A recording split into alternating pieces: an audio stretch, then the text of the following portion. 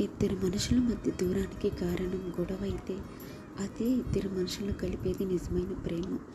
I strongly believe that ప్రేమ ఉన్న చోటే కోపం, భయం, బాధ, బాధ్యత అన్నీ ఉంటాయి. ఒక మనిషిని మనం నిజంగా ప్రేమిస్తే ఆ మనిషి మీద మనకి ఎన్నో ఎక్స్పెక్టేషన్స్ ఉంటాయి.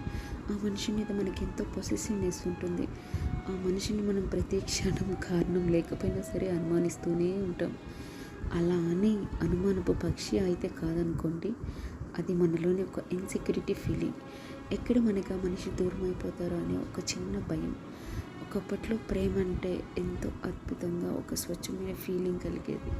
బట్ ఈ రోజుల్లో నిజమైన ప్రేమ దొరకడం అనేది చాలా కష్టం. చిన్నప్పుడు 90s కిడ్స్కి ఒక ఫేవరెట్ మూవీ ఉండేది, ఆనందం.